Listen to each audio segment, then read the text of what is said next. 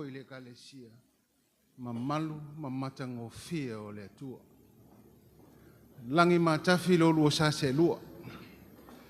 Pa ia la inga presidente o konferenisi lua. Fa pia foi la inga failautusi. Konferenisi lua.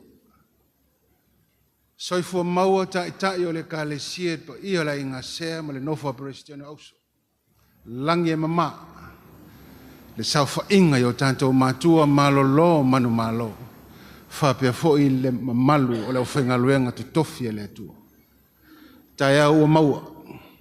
O sufono filfilia o konferenisi le te osanga. Fata alofa ma fafele yatu le pule merkolisi fafa ifi au. Ile nei taya o fau. Ile alofa ma le anga le lei o le atua. Ile suafa manu ma lol tanto o li o Yesu Keliso. Ma lol le sopolangi. Ma lol le folau. O le alo lau kolisi fafa ifi au. E fa wau. Le fa moe moe. Au wale usuia lau konferenisi le nei te osanga. So i fua mai amanuia.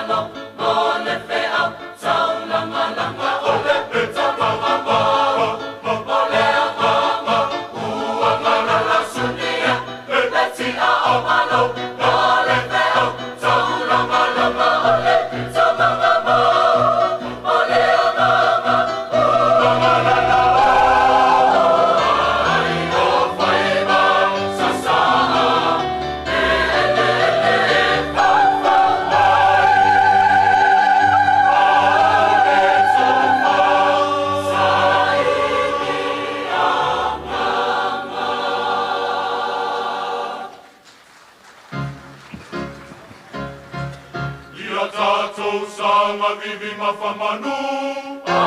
Alleluia. Lea tua e paia. Alleluia. Ia ta ita ina. Lo tato fata va'a. Le va'a fai mo fie. Le ala e asaina. Ia nga ma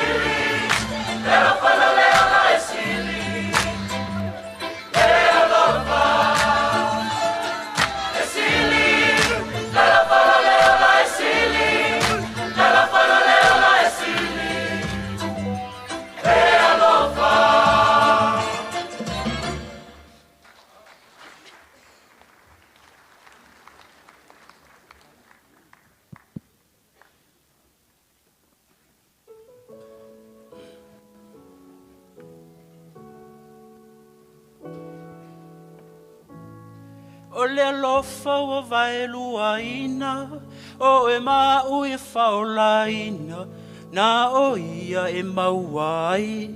Yesu keri solo tato matai, o mafaufaunga ua o mai, le asetali e mafai, o Yesu na fetalai, keri siano ina o mai, tula itali atu, ile vala au mai uana o ia biura hey pa hey let's go hey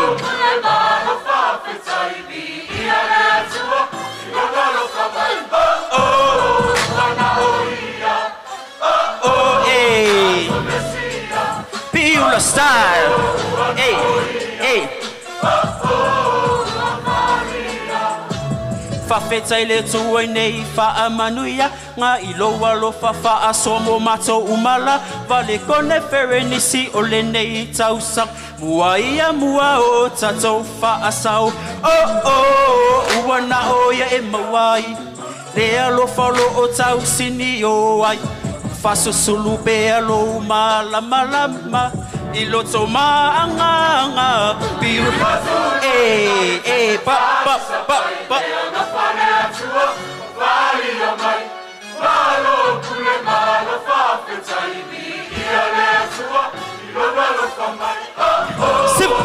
sim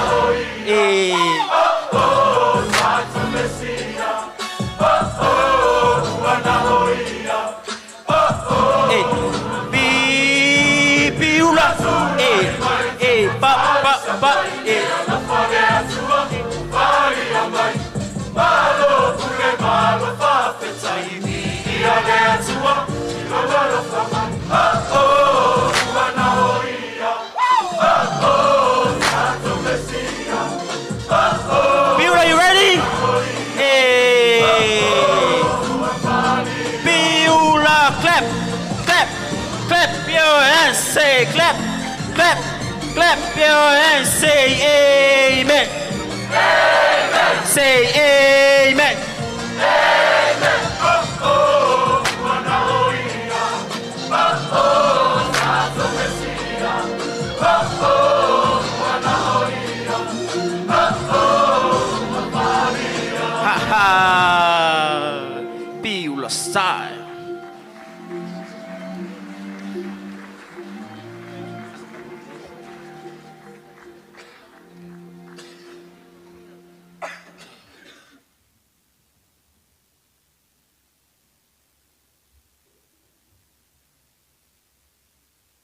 Le suafa malu le tu al tama le alo male ngang paia tatu tapua ia ile ni taia yo vai o ile langi lo lofa o lava yo wao lo fa maun e pe yo atu maunga le tua lo am yo ton o le moana sau o fa masinonga yo vai o la yati o e tangata a to mamanu amen.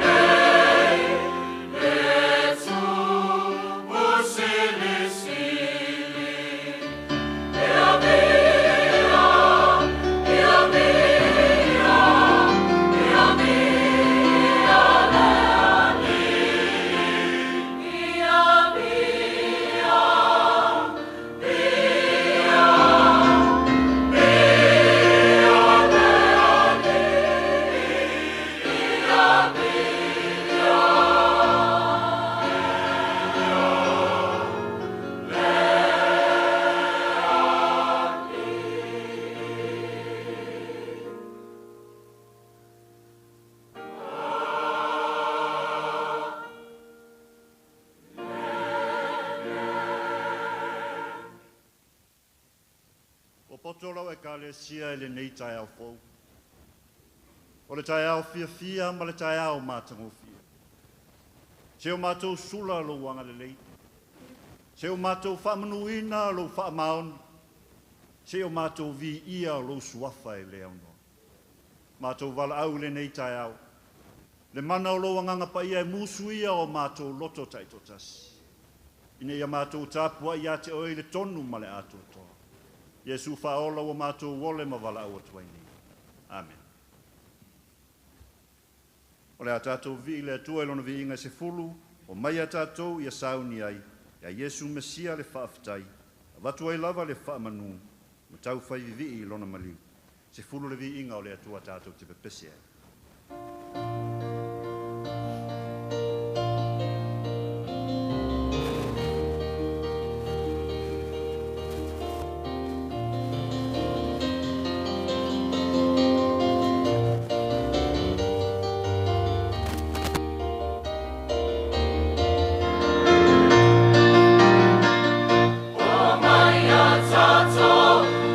Saunia, ya Yesu Mesia.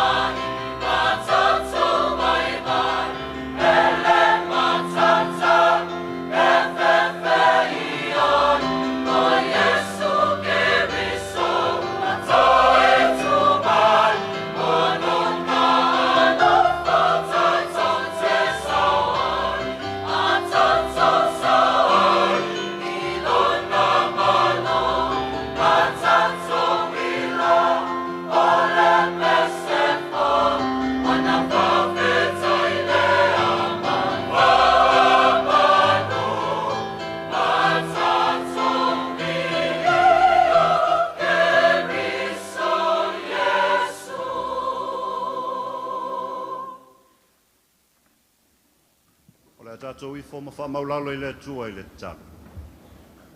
Se o tātou talu.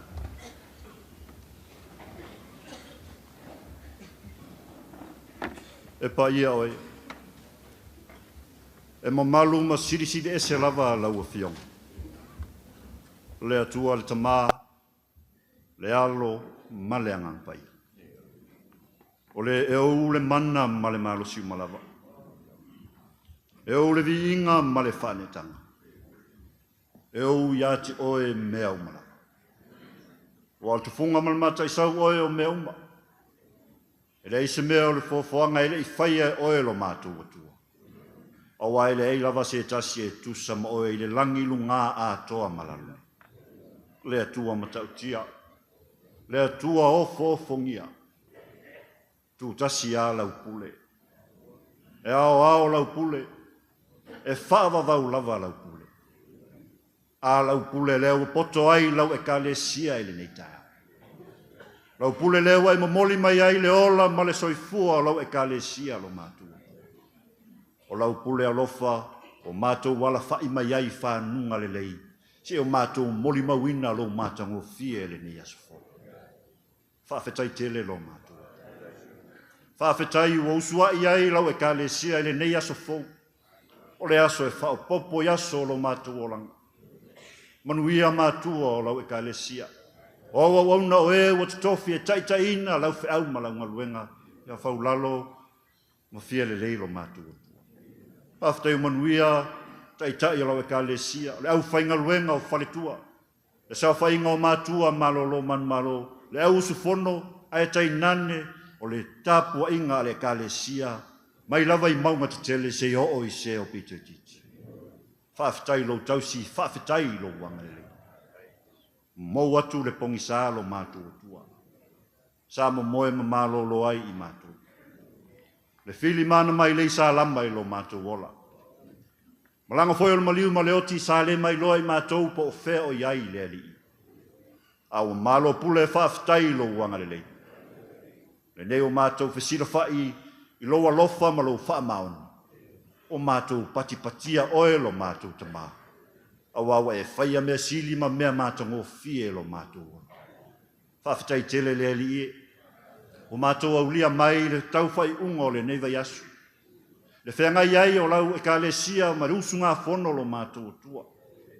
Mai ai le usunga fono le auso whea lo whani se o le neiva yaso lo mātou tamā. Whawhetai lo wanga le lei. Le se tala vale o whalongoina I mātou. Le se tala e whapoleina ai lau e ka le sia lo mātou tua. Me la mātou te sanga whawhetai ei oe lo tau singa I lau e ka le sia. O au maua I mātou le soifua ma le ola mai ate oe. Whawhetai lo mātou te mā. I la ngona ma manatu fau e te fōina I le aso ma le aso. Au whea ngai lau e ka le sia ma le suia o le fono le ali I. Whawhetai le ali I. Le musunga o loa nganga I mana tunga I mawhauwhaunga. O wale atea ina o lauwhi au malaunga luenga. Whawhetai lo mātou ta masa e mawhutaina I mātou. E te lei tū la whai mai tū au no ina lau e ka lesia. Sa e mawhuta ma e leo lau ina le usunga whono le neu mātou au lia mai le whai ungo le neva yasu. Mātou te whawhetai lo mātou tua. Whawhetai le tāpua inga o lau e ka lesia o au. I so se nu, so se alalfanga, matanga luenga taitasi Samoa nei mātu nu mamau. Io mātou mātua o ainga ma matawhale o ai se o pito I titi. Whawhetai o lo manuia tutusa I mātou I lo wanga le leilo mātou tama. Mātou te whawhetai le li I o manuia le nei atunu. Si o mātou atunu o Samoa o mātou no nofo mau mawai. O whai leo ma o mātou tofi le li I. Whawhetai lo tausi, whawhetai lo wanga le leilo. Mātou te whawhetai no mātou ta mā. I ngaluenga whaia lau e ka le sia mai le nā tausanga se e au lia mai le ni asu. Whea ngai mātou ma whainga tā ma puapua ngā le ali I. Sa e whawhea foi le whainga malanga o nisi o lau au whainga luenga. Ai le ngata I le o e pe le ma mama e ia I mātou. Ai mātou te whawhetai le ali I wa e tu ua I mātou e toa tele. E whaua wina lo fina ngalo e le nei la rola. Mātou te whawhetai lo mātou atua. I lauanga le lei whaasoa I lo mātou rola. Wa e fōa I me tausia I mātou le tino e le mawhauwhau. E sili ai lo mātou wola whaaleanga. Mātou te leo fia ai pe fia feinu. Mātou te leo mātela ina pe mātitiva lo mātou o tua. A wawa lava lau whaasoa ia te i mātou I le aso ma le aso. Whaafitai lau fionga pa ia. Whai le masulu I ala mātou te wia lo mātou tama. Whai le matapasai lo mātou wola sa ili ia te oele. Susia ma tamau a inga o loufina ngalo. E whaaria mai e lau fionga pa ia. Whaafitai tele e lea ni. Loa nganga e taito lua ina I mātou. Whea ngai mātou I whita ma whaingata e te le tu au no ina I mātou lo mātou. E tu mumusu, e whautua, e whaamalosi, e taulongolongo ia I mātou, ina ia tu mau ia te oe le au noa. Whawhetai lo mātou. Whawhetai Jesu Kiriso le taulanga na e saunia. Lo soifua na ofo ina mai ina ia, maua I mātou le whaolatanga. E le li ia ua malo pule e whawhetai lo wanga le. E pangalea lo mātou tua. O tele na walo wa lofa ma lo wanga le lei. Ai mātou te si ia le tā ia te oi le aso le aso. Oi mātou o le fotu o le anga ma se sei le li. Tele o aso mātou te wha mua mātou langona mo mātou na. Tele o taimi e whaia mea mātou te loto I ai. Manu mālo tu ina naunga le nei lau langia I mātou le li. Wha mole wha mangalo mai a te ina. Wha mangalo I lau e kalesia. Mai lava iau tai tai. Au whaingaruenga ngā lurua, au sufono le ekalesia o aolo mātua tua. Wha ngalo mai wha monole. A whaiwai eini manatu mani langona o le neiva yaso e le, tau tamari I lau wha fonga lo mātua tua. Ia e alofa mai e wha ngalo mai a te mātua. Wha ngalo I a Samoa lo mātua tama. Wha ngalo le neila lo langi I sala lo mātua. Mātua te wala au le li I o mea uma o mātua whaia e le tusa ai malo fina ngalo pa I. Toto pa io Yesu Kiriso e whaama mama, whaama ngalo ai mātou. E rofa mai a oelo mātou. O e sira fia al whanau naunga o lau e kālesia. O e sira fia whaamoemoenga o neiva yaso a osu fono lau e kālesia. Mātou te sā ili atu I a te oe. Mātou te whaololo au atu I a te oe. A wāse manuia lau e kālesia lo mātou atua. Ie e lofa mai e mafuta ina I mātou. Lofa sosoani mai I mātou lo mātou. Tai tu rua ina la mātou whainga malanga le li I. Ina ia sao mauli wha moemoenga umma o lau e kālesia. Alo whangia whaulalo ma fia le lei. Oe te tofe tai ina lau fe au malaunga luenga le whaingo fie. Wha tumulo la utu le mana o loa nganga le li I. Ina ia pa ia lau tō wha mai a te ilau. Alo whangia tai lau e kālesia. Maua le tō whapa ia mai a te oe, le au whaingaruenga ngā lulue lo mātou te mau. Maua I la tō le tō wha mai a te oe le ali. Pa ia le kālesia I usu fono, e mese le lo le kālesia, ia iai au wha manuianga lo mātou. E le whangalo ina mātua malo lo manu malo le ali. Oe o lo pō le whala maula le muli la, a wanga luenga whaia le kālesia, whaafua loa lo lātou suifu.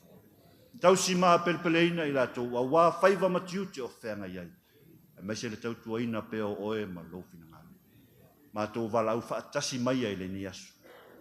Whonotanga o le a whenga iai, au mai ale mana o loa ngangai, mawaila ngona ma manatu. Ina ia whaapai aina I mātou ia te oe lo mātou. Se taimi I mātou whaitau wina lau o whionga pa ia. Wha maalama lama I o mātou loto taito tasi. Se upu whoio la launga ina e vai ama whaatau waa lau o. Talo le mana o loa nganga, e te wha malama lama, ma e unuola I o mātou loto taito tasi, au wālo wheta lai mai.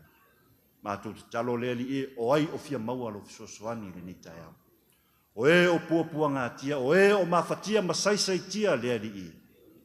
Ia mafuta ina e le mana o loa nganga. O ai o whata o toria I mai o le tino, I maota ngase whapea maota malawa. Ia pa I atu I ai o a o whao. O yo mawai wha noanga ono o walau o maliu maleoti. Wha maise ma wha mawhana e roa. Wha tasi mai a oile ne yaso e manui ai me uma mātou te whai. O le mātou te talo le ala e lo suafa Jesu Kiriso o ole ma wala au atu nei. Amen. Lo mātou te mai o le langa. Ia pa ia lo suafa. Ia o mai lo ma. Ia whai alo fina ngalo I la langi e peo na whai alo. E fua I mai a te I mātou, le asunei a mātou mea ai e tamarasu. E wha mangalo a te I mātou, ia mātou sara. E peo I mātou fo'i ona mātou whaamangalo I nātu. Ie wanga le anga mai a te mātou. Awa fo'i teiteina I mātou le whāsusu. A ie lawe a ia I mātou aile le anga. Awa e ou le mālo malmana. A toa marvi inga e whaapala. Amen.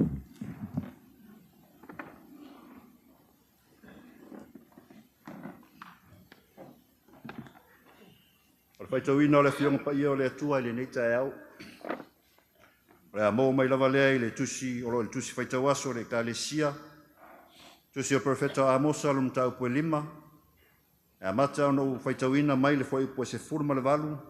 Se whaangata le fai pue lua se furma le fitu. Amosa lum tau pue 5. Amata ono fai tau ina mai le se furma le valu se ia mai a le nei matau. Whaafonga mai ia fionga pa ia o le atua. Ta lofa I ati o tou o e mana na o le aso I ova. Sea e alo na o ngā I ati o tou. O le aso I ova o le pou uri uri lea, a e le o le malamala. E peo le tangata o sola ese I le leona, a o lafta ia I male urosa.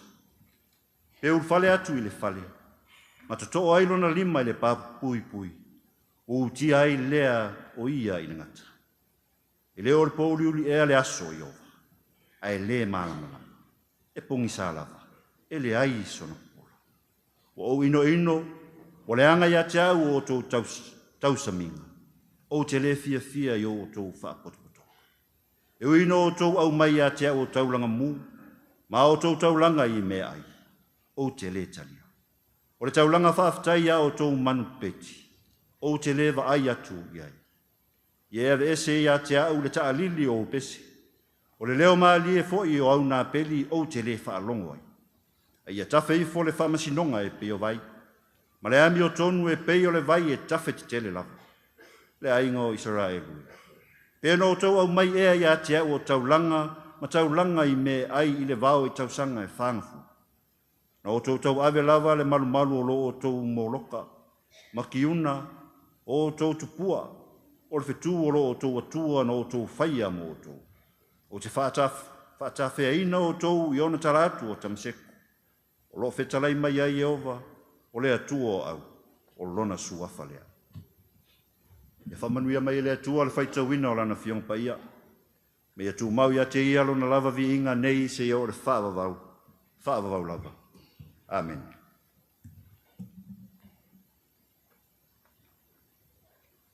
O sina upu mo I tātou le nei tai au. O le amaua mai lava lea I le tusi na whaitawina. Tusi o profeta Amosa lum tau pue 5. Au o whitwhiria fo pue lua se fumaltasi e whai mamatua o le ni tai au. O wino ino, o le anga ia te au o tau tausaminga. O te le fia fia I o tau whaapotopotonga. I despise your festivals, and I take no delight in your solemn assemblies. Whai mai le melotangi a Sione Weseli.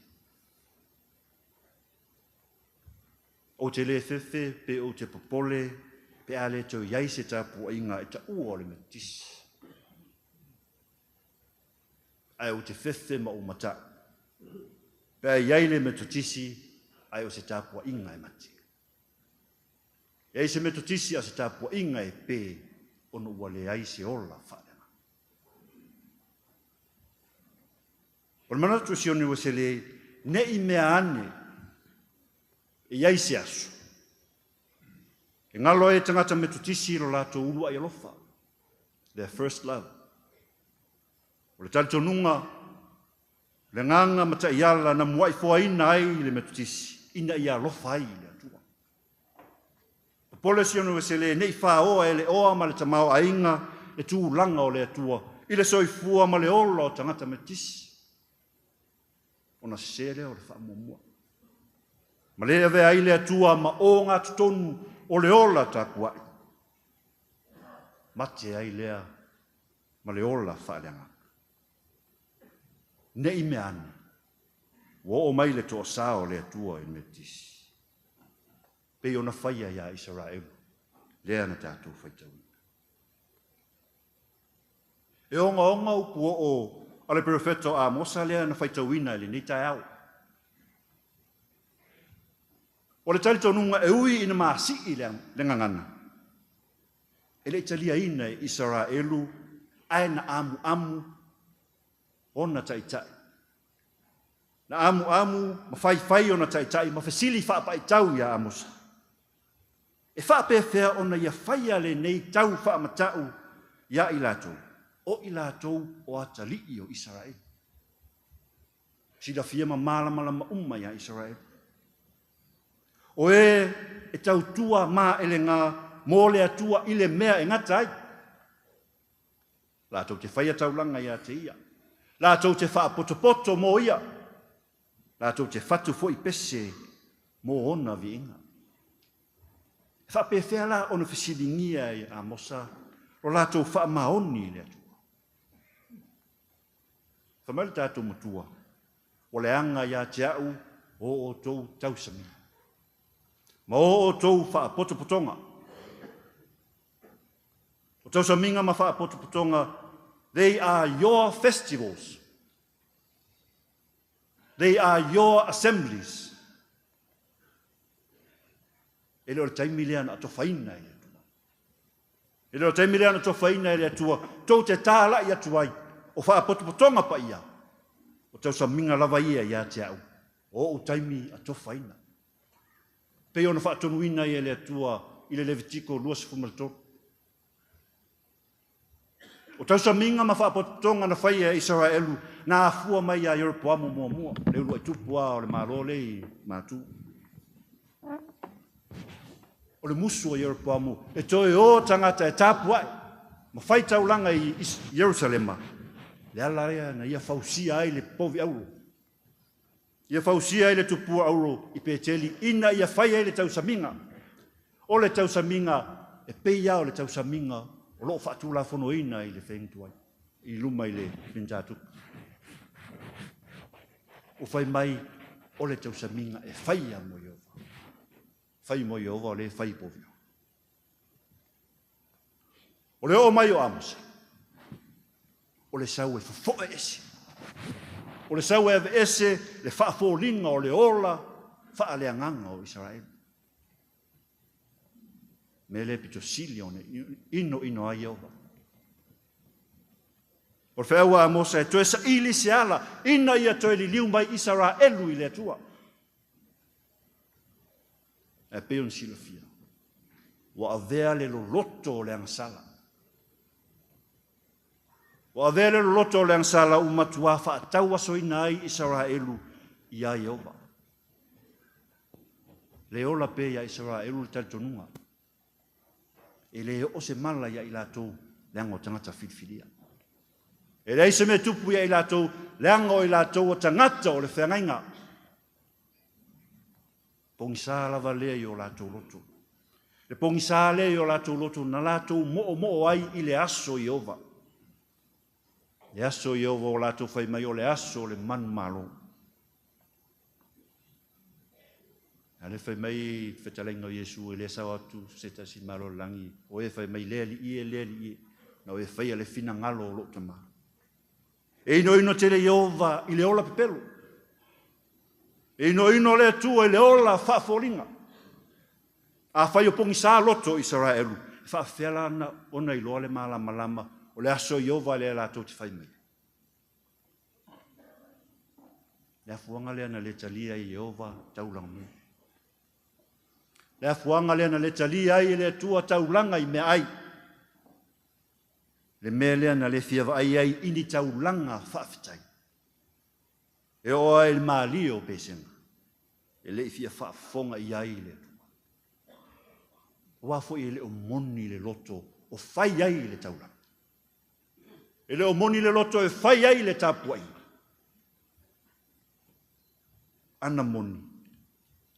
Ana moni ma whaamaoni lo lātou wola au auna i le atua.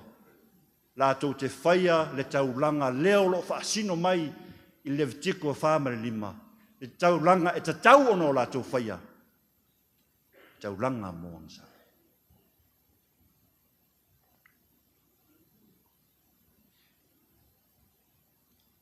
O le tausanga e tasi lai whi vase lau varu sifu mal whana, whau whale aile, malu por whasao na tonu. Na sau noa ila whionga le presidente le vai tau, le sunga ya whatau waa tapua i. Ma ia whapea. Sala ilua, whaafetai ua tū le malu o le tua e lo tonu.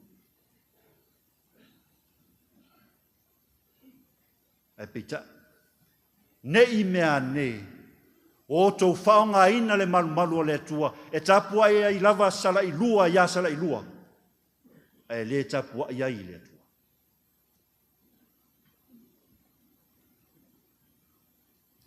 We live in a world where the promotion of self-image is everything. Wa vere sara lau o le social media, mahala u whaatupula ia ai le whaalau iloa o le self-image. E le leanga social media. Ai tele rona whaina, pe ale tonu rona whaonga ina. Whataita inga leia, i le loma nei le whainga pālota o le tātou mālo.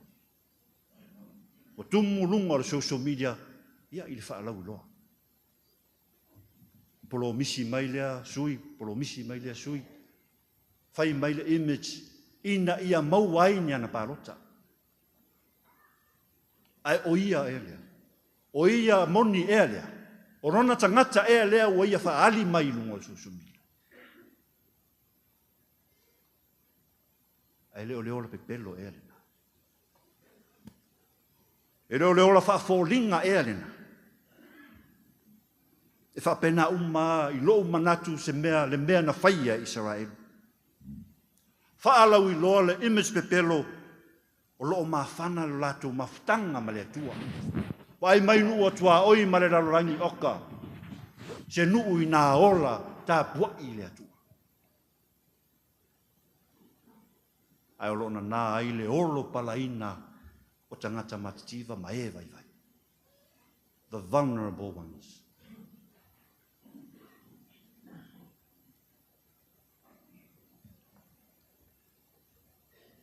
Ala e sve au mo tātou le ni tae. E moni ai ma mawhatu, saunoanga ma perfetanga a mosa o tātou whaalongolongo iai le ni tae. Ai o whamanatu mo i tātou. Ina ia tu maule ma ele ngā o tātou wola whaatua tua. Le ola au auna i le tua. Tele whamanu yanga le kalesia. Tele tamau ainga mātina. O tele ase tale kalesia i Samoa nei whaapea tunu i whafu. Ai po le ale tūlanga e iai le kalesia e awa ina maua o tātou loto i le tua.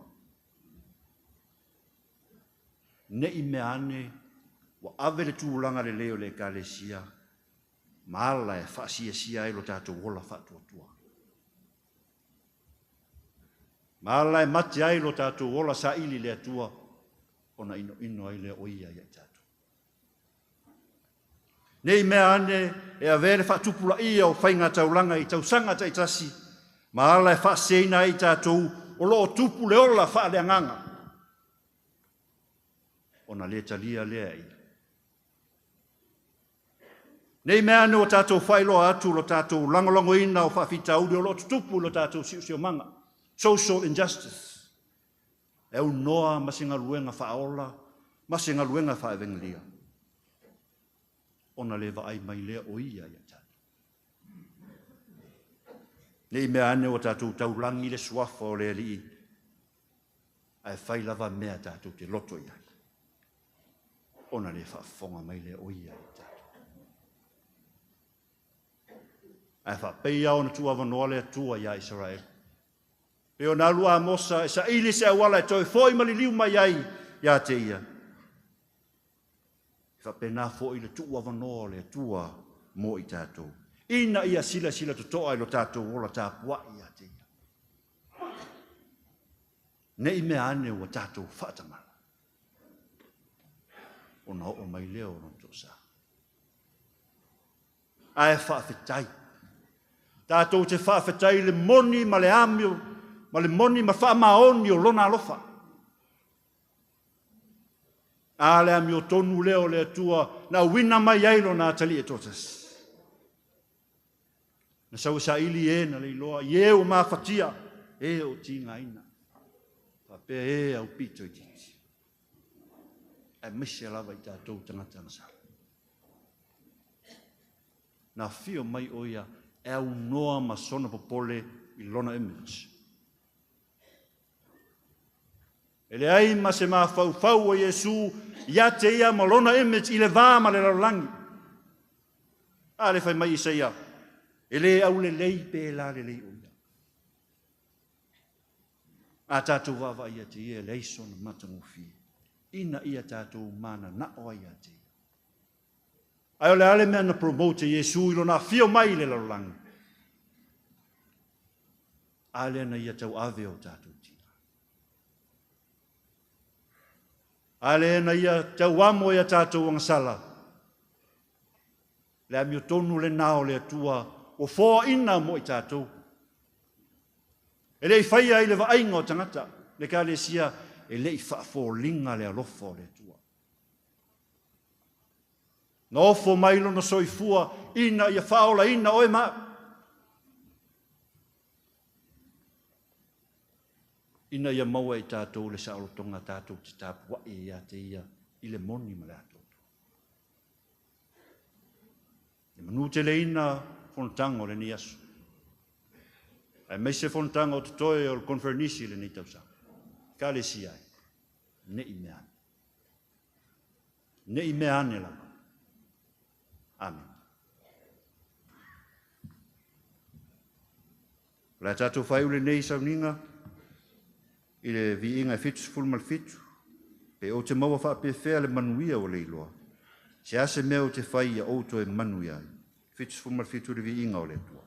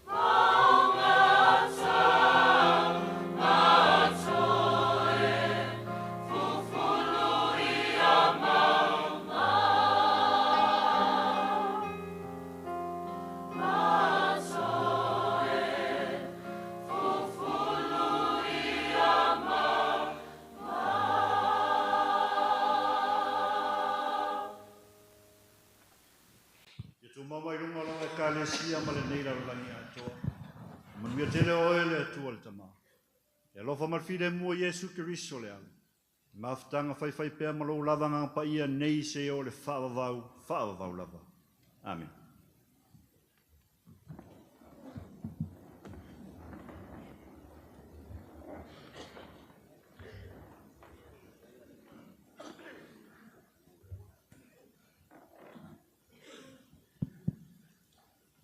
Na tole lewa tala le malie tala le tai au. Wa mai a foi ona asia ma tatuanga. A wai luma o le tua. A wa o le tua o le whalifoa ma le whalingau. Wa o tu nei i anga e wha. E ia te au le awa ma le whaloaro. Tau sunga le taitai o le sauni. O tu e whai masui, whai mafofonga o le fionga le presidente. President Sirio Lauso, ma le lau o le konfernisi. Ai ala sa whainga o tātou taitai o ka sinoti. Ia ma le lauloa, ta māmaro lo ma le lauloa nei konfernisi. Se i mamoli atu, se whaafitai le lawa. Tau sunga te tai o sauninga. Malo whai o le whaiwa. Lele ua e tatala le avei mai lunga. E ala le whiau. Lele ua e sua uta wha e tai. Malo mo le whiau ta ua le ni tai au. Malo le unsai. Whaafitai le launga. E oa i ona atu au. O le launga le tai au ni. Kia ua so... O se soa na tai le matanga o fie. Nā mata mai le lua i aso, te o mai nei tai au. Le se me lilo le silfanga ne tua, ma lo fe el faiwa, pa ia el kolisi. Sunga li pule le stala ma soa, mo i tu uma, mo na tu langa whaal pia. Ma lo whaaftai. Lua, whaaftai lau fe pese. E me se foi le ofisa mo vi inga o le tua. E le titi ni aso ni tāpenai. Ma lo alo lofa i le tua. I le wawa ai i tau pupu o le whiau li nei tai au. Le ala leo si la fa le ulu le fono lea. Ma lo whaafutai. Pau au lea. Ia lofa ngia i le tua. Whaafune le tua lo titi lau sunga te tai. Ianga le lei leri, masanga wha au penga, a wā tiu te mpaiwa. Leo fai pese, wha mania tele le tua, ono sai. Ono sai, i o tō whaiwa lo whirima, pa ia leo fai ngalwa, pa iaonga, i o manuna. Anga le lei le tua, pa wau lea, wa umana osi le lautoa ma vā ma le tua e ala polisi. Ia lolofo i le atua. O le lautoa o le whiangainga lea le whaingoa i atua. I nau tuua pa ia ma mano. E tanu le i manu e tele le korisi. A le riu manu nei tua le wai. Ia mapor ta ui maapi talitali tō whapa ia i lau whionga. Ia anga le lei le tua laulau a fono. Manuia foi le presensi le auso, ma le auso. Rofangia le tua, tai o le karesia, ma o latu po le tua, e au tatu matua malolo. Ia rofangia le tua, le pa ia ma le mamalu le karesia. A o tatu iai, i toe fe au o le nei te usanga. Toe au seanga. O na toe sai leo le taui, maapi tai. E ini mea le tu ua, pa mangalo mai au pe ase. E in tangata ua fai so o mai a tea le tala lea. Tama, momoli atu le whaaftai le presidente. I le whiau mo sa mua le fua. Na ua fionga le presidente. O la tō ia e len tangata tau aloha. E o la tō whaamanatu atu. Whaaftai fo i ne awanoa. O oman whitalai la vea. tātou whono taluai. Ai le ngalo o lo au ngā pēr nā lau, ma lo whai o whaiwa, i anga le leile tua. Whai lea launga, ia mea loto tele i mātou o le au tau tua. E hoa le langulango ina o le au whai ngā luenga. I lea mta ngā luenga, ma lea mta ngā luenga. Alo whangia le tua nei whono nei aso. Ia manuia ma soifua, haftai. Whaftai tele mo whamanianga i lau sunga le komito mau, o lolo loo bea ma tufi tau whao le pule ma le kolisi. Whamanianga o no lo tau talo ma tapu e whaiva, manuia le alo whaiva konsurinisi nei aso, soifua ma ia manuia.